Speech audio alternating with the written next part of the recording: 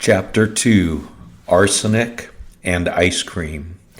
When we approach ourselves and others under the deception that slaves can make choices, we end up reinforcing the very lies Satan uses to keep people in bondage. Now, I'm not saying that Christians never make choices to sin. There are times when a Christian who has been freed from what the Bible describes as spiritual strongholds may still choose to sin. However, in my opinion, a large percentage of believing Christians who are saved have never been freed from the domination of their free will by the old self. This lack of understanding creates many harmful log and speck interactions within the church, because we fail to recognize the strong connection between habitual sin and slavery to the old self. You cannot simply quote a Bible verse to someone in bondage and tell them to stop sinning, because the slave is in bondage to their sinful nature. Instead of playing the log and speck game that Jesus warns us about, we need to partner with others in the spiritual war required to defeat their evil master so that they can be set free. We must be wise when attempting to remove the speck from another person's eye, making sure we are not adding to their blindness with the log of deception in our own minds. Matthew 7, verses 3 through 5 says this: "And why worry about a speck in your friend's eye when you have a log in your own? How can you think of saying to your friend, 'Let me help you get rid of that speck in your eye,' when you can't see past the log in your own eye? Hypocrite, first get rid of the log in your own eye, then you will see well enough to deal with the speck in your friend's eye." This log and speck behavior results in self-righteous thinking, where we attempt to address sin issues with rigid rule-making, resulting in condemnation and judgment. Paul warns against doing this in Colossians 2, verse 23. "These rules may seem wise because they require strong devotion, pious self-denial, and severe bodily discipline, but they provide no help in conquering a person's evil desires." Paul is saying that religious rules and rituals provide no help in conquering evil desires, and those desires do need to be conquered, but first the person must be freed from bondage to the old self. The master must be overthrown before the slave can be set free. Jesus explains this truth in the following passage. Matthew chapter 3, verse 27. "In fact, no one can enter a strong man's house without first tying him up. Then he can plunder the strong man's house." The wonderful news of the gospel is that Jesus has already overcome the evil master that we are enslaved to and has entered his kingdom of dominion so that the souls of mankind can be taken away from him and enter into the kingdom of heaven. You are the treasure that Jesus has stolen away. We all know how heartbreaking it is when we long for deep intimacy, trust, and joy in our relationships, but instead experience separation, bitterness, fear, and sadness. I believe there is a significant misunderstanding in the church regarding the spiritual nature of what causes these breakdowns that create a cycle of fear, anxiety, and depression in our lives.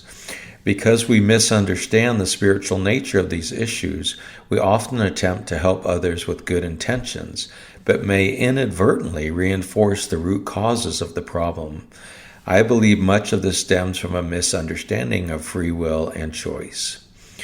Before going deeper into this topic of free will, let me clarify.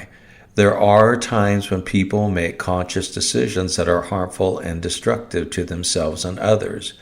People do sometimes choose to manipulate, punish, harm, or deceive. Sadly, some even partner with evil for money, power, or gratification. However, it's been my experience that most people are not actively partnering with evil, but are instead deceived by evil into doing evil's will. Therefore, my focus in the following discussion is on repetitive, reactive, and destructive behavior that manifests in people's lives. With that in mind, let's explore more deeply the nature of choice and free will. I've seen over and over again well-meaning people offer advice by quoting a Bible verse and telling someone to stop what they're doing and make a different choice. This advice can be helpful if a person has the self-agency and freedom to choose, but to those who don't, such advice only reinforces feelings of failure and shame, the very pillars of the dark spiritual forces causing the problem. In response to these misunderstandings, I often ask this question: why would anyone with a truly free and liberated will choose to sabotage the most important and valuable parts of their life? To illustrate this, I use the arsenic and ice cream analogy. Imagine sitting someone at a table with two bowls. One bowl contains chocolate fudge ice cream, that's my personal favorite, and the other contains deadly arsenic. You hand them a spoon and tell them to choose. Now imagine they pick up the spoon and begin eating from the bowl of poison. Did they just make a choice? At first glance, the answer seems obvious. Yes, they chose the poison. But I urge you to dig deeper. Why would someone with a truly free will choose to eat something that destroys their mind, body, soul, and relationships? As I explore this question with others, the most common response I hear is, maybe someone tricked them into thinking the arsenic was the ice cream.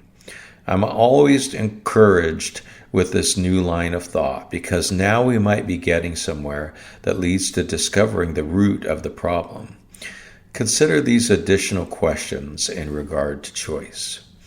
What if choice isn't the real issue at all, and focusing on choice only keeps us stuck? What if deception is causing people to live in delusion?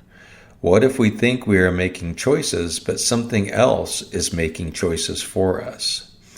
What if the natural choices we make, in fact, are completely unnatural and harmful? What if we believe they're the only options, but they aren't the only options? What if a spiritual influence has taken ownership over a part of your will, preventing you from experiencing the amazing promises of God? Jesus addresses this in Matthew chapter 6, verses 22 through 23. The eye is the lamp of the body. If your eyes are healthy, your whole body will be full of light. But if your eyes are unhealthy, your whole body will be full of darkness. If then the light within you is darkness, how great is that darkness? Jesus is warning that if what we believe is light is actually darkness, then we are in serious danger. He is speaking to an important spiritual principle that lies can become our truth. And once a lie becomes our truth, we're blind to it.